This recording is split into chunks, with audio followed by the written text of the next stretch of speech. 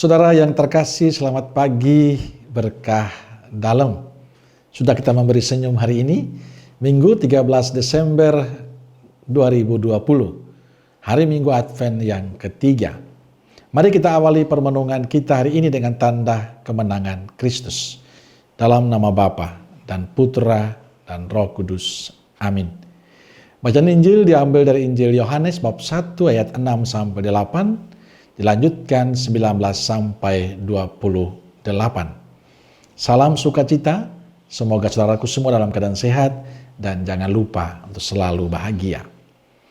Saudaraku yang terkasih, pada Minggu Advent yang kedua saya menegaskan salah satu sikap Yohanes Pembaptis yang perlu dihidupi oleh kita dalam kehidupan kita setiap hari adalah sikap rendah hati. Ada kalimat indah yang bagi saya penting diungkapkan oleh Yohanes. Membungkuk dan membuka tali kasutnya pun aku tidak layak. Ini menunjukkan bahwa Yohanes merasa diri tidak pantas, tidak layak untuk menjadi utusan Tuhan.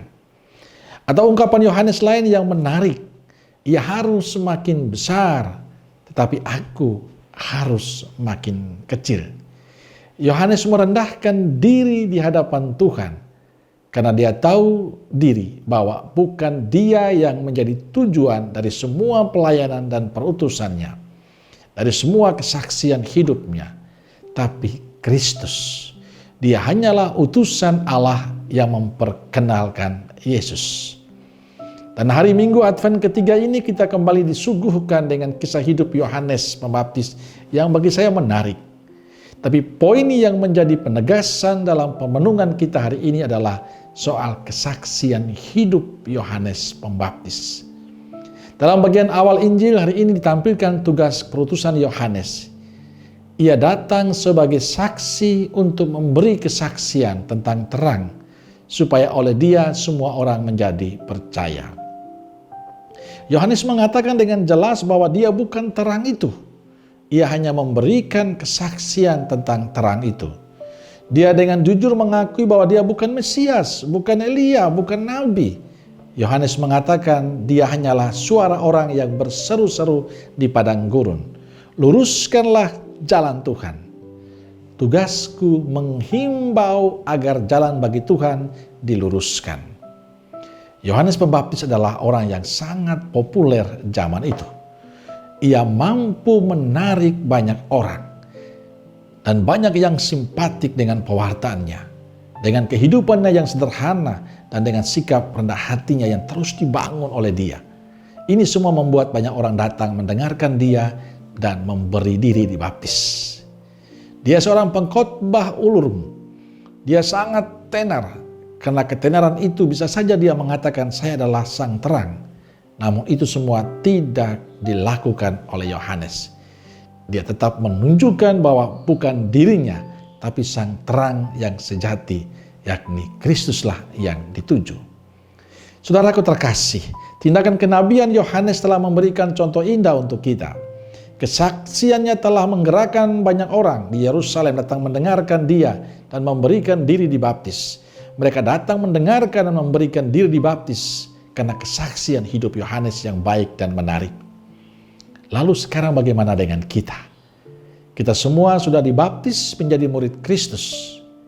Lalu bagaimana kita menghayati sakramen baptis itu?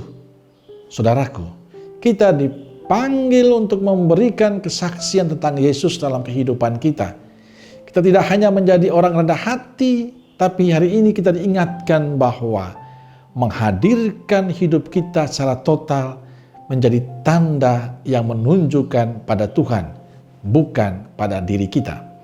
Kita dipanggil untuk memperbaharui diri kita dengan pertobatan, memperbaharui diri dan cara hidup kita yang baik, perbuatan kita, tutur kata kita, sikap kita. Diharapkan semua itu membuat orang lain mengenal Tuhan dalam kehidupan kita, dalam pelayanan kita, dan semakin banyak orang melihat bahwa Tuhan begitu baik dan mereka mencintai dan dekat dengan Yesus. Saudaraku terkasih, saya sering bilang yang dibutuhkan zaman sekarang bukan kamu pandai ngomong, kamu pandai bercerita tentang Yesus. Kalau hanya pandai ngomong, pandai bercerita, anak TK pun bisa. Tapi yang terpenting adalah bagaimana sikap dan kesaksian hidup kita sebagai orang Katolik yang baik. Bagaimana tutur kata kita, bagaimana perbuatan kita, bagaimana perilaku kita, bagaimana kehidupan rohani kita. Itulah kesaksian hidup yang paling penting, yang akan menggerakkan banyak orang untuk datang kepada Yesus. Maka saya ingin mengatakan kepada kita semua, semoga dalam kehidupan dan perilaku hidup kita, orang merasakan kehadiran Tuhan dan mau memberikan diri mengikuti Kristus. Maka saudaraku terkasih, jadilah orang yang benar di hadapan Tuhan dan sesama. Amin. Salam Keluarga Kudus Nazaret. Dan semoga kita semua hari ini diberkati oleh Allah yang Maha Kuasa, Bapa, Putra, dan Roh Kudus. Amin. Berkah dalam.